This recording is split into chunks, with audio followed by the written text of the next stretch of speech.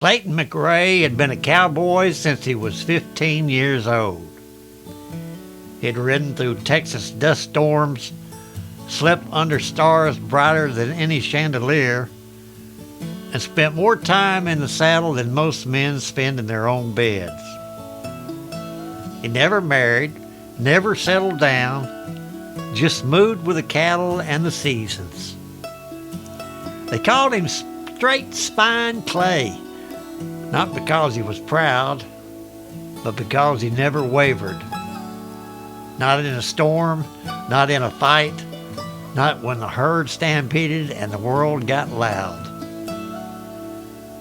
By the time he was 72, his hands were gnarled like old oak limbs.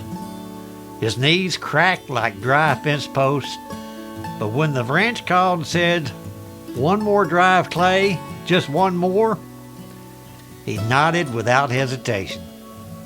They gave him a slow horse.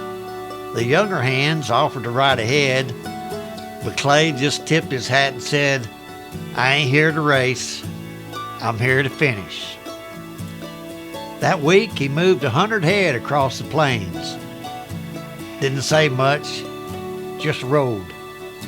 Checked the sky, watched the land roll by like it was telling one last story, just for him.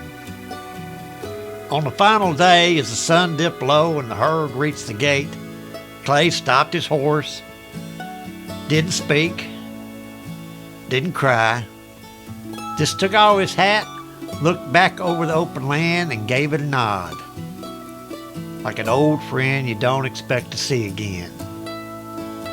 He rode back to the bunkhouse, tied his horse one last time, and left his saddle by the door. Inside, they found a note, scrawled in pencil, neat and simple.